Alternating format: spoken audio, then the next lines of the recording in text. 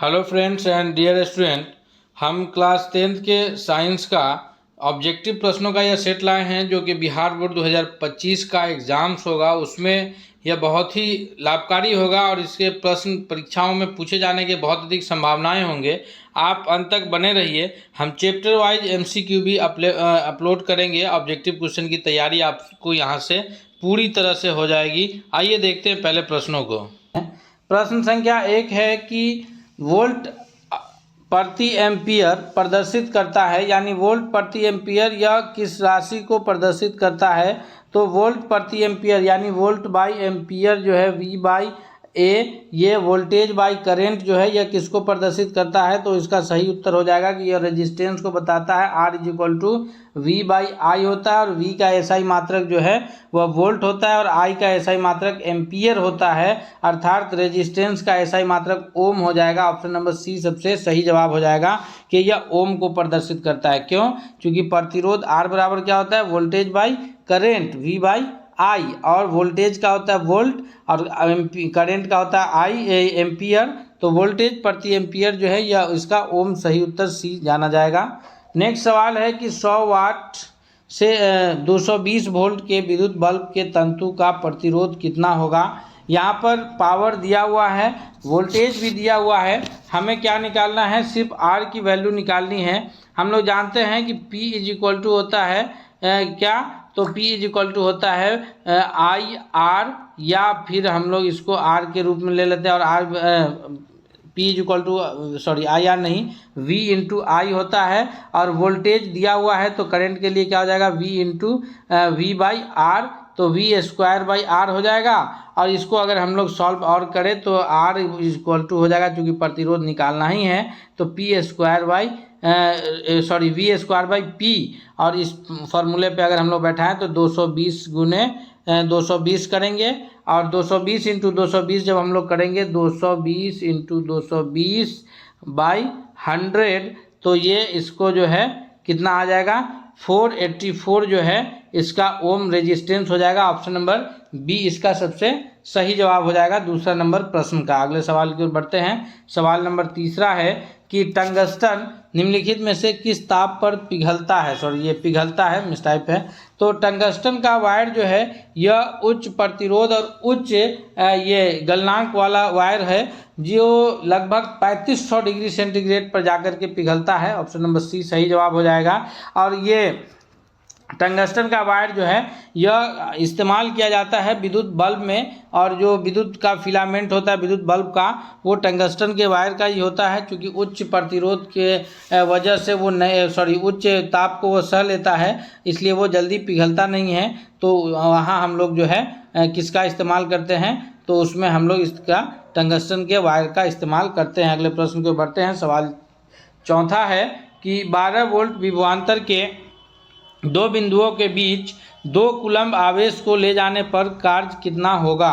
जी, तो W बराबर क्या होता है, हम सभी जानते हैं कि कार्य W बराबर होता है Q इंटू टी, यानी Q आवेश हो गया और T समय है। तो Q आवेश का जो है यहाँ पर 2 कूलम्ब आवेश है और ये विभवांतर के रूप में हमको निकालना है। तो इसके लिए सही उत्तर क्या हो जाएगा, तो Q इंटू V हो जाएगा, ये Q इंटू V, तो 12 इंटू 2 यानी 24 जूल हो जाएगा। ऑप्शन नंबर चौथा का B सबसे सही जवाब हो जाएगा। दोस्तों, एक एक महत्वपूर्ण प्रश्नों को हम लोग अभी इसमें डिटेल्स में देखते हुए कवर कर रहे हैं। हम उम्मीद करते हैं कि यह वीडियो आपकी आने वाले परीक्षा की दृष्टि से बहुत लाभकारी होगा। इसलिए आपसे यह रिक्वेस्ट भी है कि अगर आप हमारे चैनल पर नए हैं तो प्लीज़ आप चैनल को सब्सक्राइब करते हुए बेल आइकन को जरूर दबाइएगा। साथ ही साथ इस वीडियो को दोस्तों के बीच शेयर कीजिए ताकि सभी लोग की अपनी बेहतर तैयारी हो सके। 5वां नंबर प्रश्न कह रहा है कि किसी बल्ब से 220 वोल्ट तथा 2 एम्पियर की धारा प्रवाहित होती है, तो फिलामेंट का प्रतिरोध क्या होगा। R हमको यहाँ पर निकालना है, तो R इज इक्वल टू होता है V बाई आई। क्या होता है, V बाई आई, तो 220 बाई 2 यानी 110 ओम, 110 ओम जो है उसका प्रतिरोध होगा। ऑप्शन नंबर D सबसे सही जवाब के रूप में उत्तर जाना जाएगा। नेक्स्ट प्रश्न की ओर बढ़ते हैं। सवाल नंबर 6 है कि विभवांतर मापने वाले यंत्र को क्या कहा जाता है। जी हाँ, इसमें कंफ्यूज नहीं होइएगा। विभवांतर मापने के लिए जो है वो विभवांतर से वोल्ट मीटर याद रखिएगा। वोल्टेज मापने के लिए वोल्ट मीटर का इस्तेमाल होता है। ऑप्शन नंबर बी सही जवाब हो जाएगा। और विभवांतर मापने का जो यंत्र है वोल्ट मीटर, इसको जो है वो पैरेलल में जोड़ा जाता है। वहीं करंट मापने का जो यंत्र है उसको सीरीज में जोड़ा जाता है। करंट मापने के लिए ए मीटर का इस्तेमाल होता है। अगले प्रश्न की ओर बढ़ते हैं। सवाल है कि निम्नलिखित में से कौन सा कथन सत्य है। जी, तो इसमें से हमें सत्य कथन खोजना है। तो ये जो है ओम के नियम के हिसाब से है। तो V इज इक्वल टू कौन सा कथन होगा। तो V डायरेक्टली प्रोपोर्शनल होता है I के। तो यहाँ पर V is equal to I into R हो जाएगा। इसलिए ऑप्शन नंबर सी सही जवाब हो जाएगा। क्योंकि ओम का नियम क्या कहता है कि V directly proportional to I, और यहाँ पर हम लोग जो है R जो है एक कांस्टेंट का इस्तेमाल किया जाता है। तो V is equal to I R, यानी voltage equal to current into resistance. विद्युत विभव इज इक्वल टू प्रतिरोध गुने विद्युत धारा। अगले सवाल की ओर बढ़ते हैं। सवाल है कि निम्नलिखित में से कौन सा पद विद्युत परिपथ में विद्युत शक्ति को निरूपित करता है। तो विद्युत शक्ति अभी हम लोग पीछे चर्चा किए थे कि P इज इक्वल टू होता है voltage into current, volt into I. तो विभव इंटू विद्युत धारा V इंटू आई। तो यहाँ पर हमको इसको सॉल्व कर लेना है। I के जो है R के रूप में होगा या किस रूप में, इसका आंसर सही हो जाएगा। तो V बराबर क्या होता है, V इज इक्वल टू होता है I R, I into I. तो I square R power is equal to V I भी होगा सही, और आई स्क्वायर आर भी होगा सही। इसलिए आठवां का ऑप्शन नंबर ए सबसे सही जवाब के रूप में उत्तर हो जाएगा। अगला सवाल है कि 1 किलोवाट घंटा का व्यवहारिक मात्रक क्या है। जी, 1 किलोवाट घंटा यानी 1, देखिएगा आप स्मार्ट मीटर हो या कोई भी मीटर हो, इस प्रकार का दिखाएगा KWH यानी किलोवाट आवर। तो इस 1 किलोवाट आवर का मतलब ये हो गया कि 1 किलोवाट यानी 1000 वाट का 1 घंटा लगातार कंजप्शन होना, यानी 1000 वाट का कोई अप्लायंस जो है, चाहे वो मोटर हो, फ्रिज हो या कोई भी सामान हो, 1 घंटा तक लगातार चलेगा। तो 1 किलोवाट आवर जो है वो एनर्जी खपत होगा, जिसको जो व्यवहारिक मात्रक है वो यूनिट के रूप में हम लोग लेते हैं कि इतना यूनिट बिजली खर्चा हुआ, वो 1 किलोवाट से हम लोग निरूपित करते हैं। सवाल नंबर 10 है कि यदि कोई विद्युत बल्ब 220 वोल्ट के जनित्र से संयोजित है, यदि बल्ब में 0.5 एम्पियर की विद्युत धारा प्रवाहित है तो बल्ब की शक्ति क्या होगी। तो P इज इक्वल टू, अभी हम लोग पीछे चर्चा किए हैं, V इंटू आई है, और 220 इंटू 0.5 आधा हो गया, तो उसको हम लोग 1/2 से मल्टीप्लाई कर दीजिए। तो 220 है तो 110 वाट हो जाएगा। यानी ऑप्शन नंबर इसका डी सबसे सही जवाब के रूप में उत्तर हो जाएगा। अगले प्रश्न की ओर बढ़ते हैं। सवाल है कि विद्युत फ्यूज जो है वह विद्युत धारा के किस सिद्धांत पर कार्य करता है। तो विद्युत का जो फ्यूज है यह विद्युत धारा के ऊष्मीय सिद्धांत पर काम करता है, क्योंकि जब लघुपतन की स्थिति होती है यानी वोल्टेज फ्लक्चुएशन जब हाई होता है तो उसमें यह जल्दी से पिघल करके जो है परिपथ को तोड़ देता है और विद्युत धारा का प्रवाह रुक जाता है। ऑप्शन ए सही जवाब हो जाएगा कि यह उसके ऊष्मीय प्रभाव पर कार्य करता है। नेक्स्ट सवाल है कि लघुपतन यानी के जो हाई वोल्टेज का जो केस आएगा उसके समय परिपथ में विद्युत धारा का मान क्या होगा। तो लघुपतन की जो स्थिति होगी उस समय परिपथ में जो धारा का मान है वो सबसे अधिक होगा, तभी जाकर के जो है वो लघुपतन की स्थिति होगी। और वैसे कंडीशन में ऊष्मीय प्रभाव पर कार्य करने के कारण विद्युत फ्यूज जो है गल करके ये परिपथ को तोड़ देती है, जिससे हमारे घर में लगे हुए अन्य सामान जो है वो सुरक्षित बच जाते हैं। मान लीजिए कि जैसे ये हमारा घर में लगा हुआ सामान है और हाई वोल्टेज अगर आ जाता है हाई टेंशन की ओर से, तो यहाँ पर जो हम फ्यूज लगाए होते हैं वो रास्ता को ब्रेक कर देता है। फ्यूज क्या कर देता है कि रास्ता को ब्रेक कर देगा यहाँ से, और रास्ता ब्रेक होने के पश्चात क्या हो जाएगा कि हम लोग वहाँ पर जो है फिर उसके आगे जो सामान लगा है वह सुरक्षित रह जाएगा।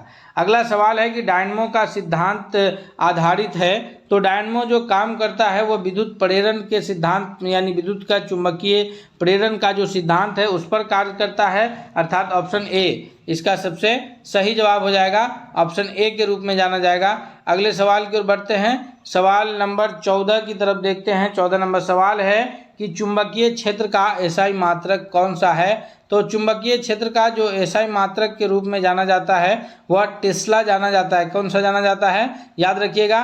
प्रश्न में एक भी प्रश्न इस प्रकार से आए तो छूटना नहीं चाहिए, इसलिए हमारी तैयारी पर विशेष जोर रहेगा। और आपसे रिक्वेस्ट भी रहेगा कि अगर आप चैनल पर नए हैं तो आप सब्सक्राइब तो जरूर कर लीजिएगा।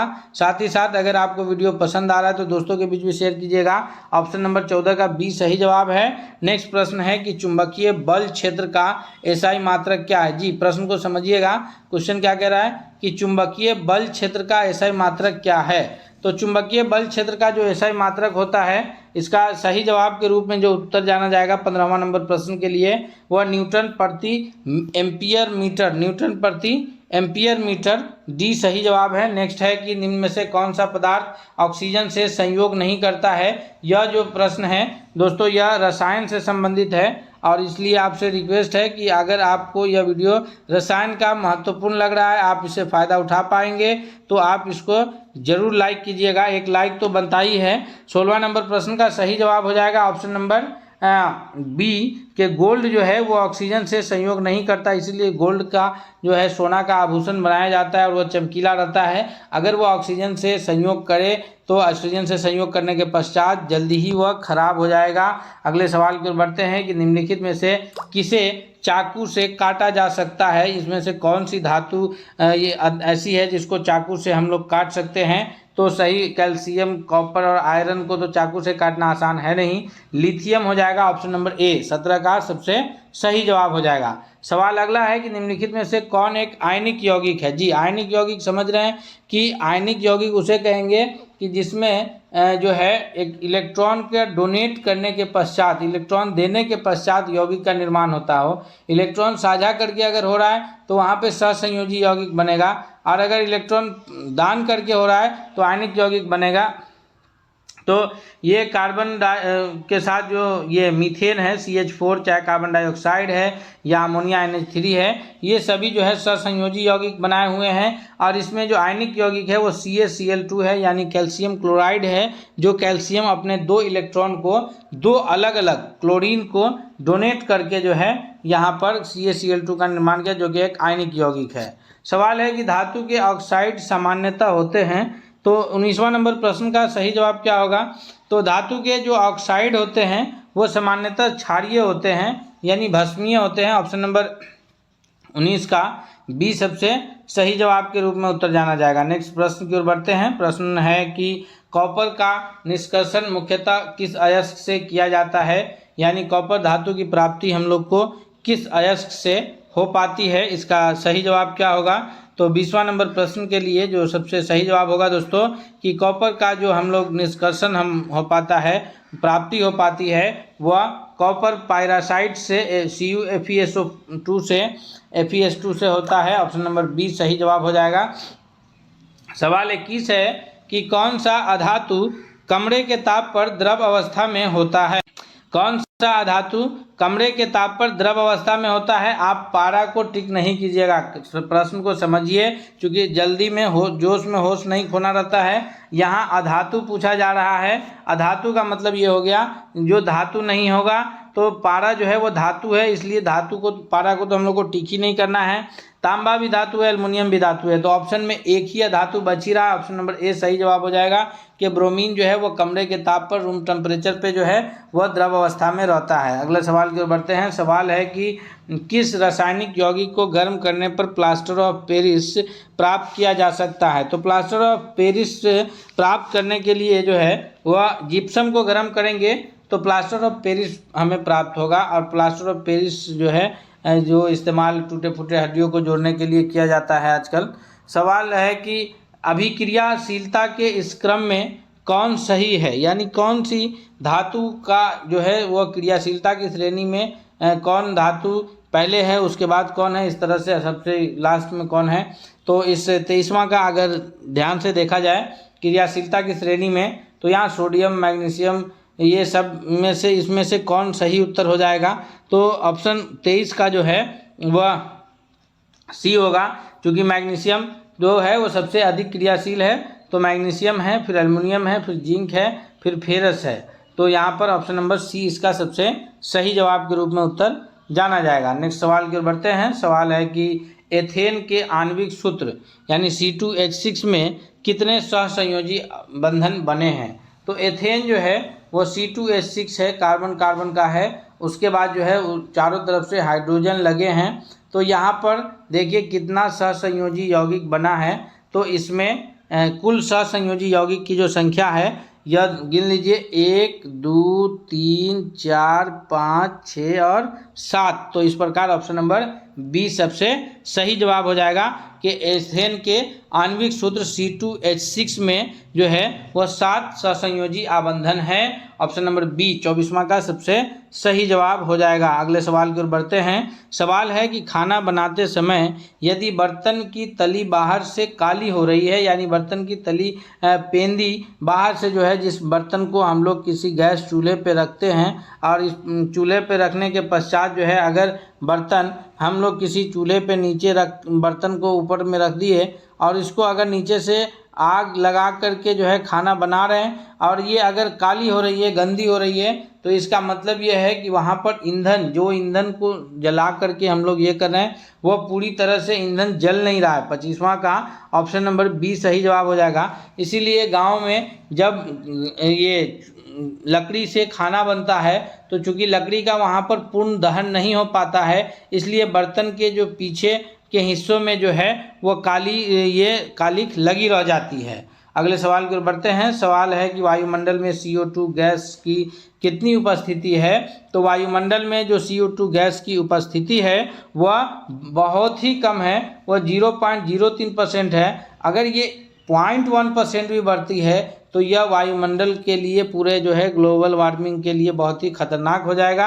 और ये इतना कम है तब इतनी अधिक गर्मी है, इसलिए जो है इसको कंट्रोल रखने के लिए, इसकी मात्रा नहीं बढ़े, हम लोग को पेड़ पौधे लगाने की अधिक आवश्यकता है। वायुमंडल में 0.03% जो है वो कार्बन डाइऑक्साइड है। बाकी में जो है याद रखिएगा ये नाइट्रोजन 78% है, ऑक्सीजन 21% है और अन्य गैस है उसमें। और सबसे अधिक अगर कोई निष्क्रिय गैस के बारे में पूछा जाए कि वायुमंडल में सबसे अधिक निष्क्रिय गैस कौन उपलब्ध है, तो वह है आर्गन। याद रखेंगे। अगले प्रश्न की ओर बढ़ते हैं। इससे पहले हम आपसे एक बार फिर रिक्वेस्ट कर रहे हैं कि अगर आप इस वीडियो को लाइक नहीं किए तो वीडियो को एक लाइक तो आपका बनता ही है, साथ ही साथ अगर आपको इससे फ़ायदा पहुँच रहा है तो आप दोस्तों के बीच भी शेयर कीजिए ताकि वो भी इससे फ़ायदा उठाएँ।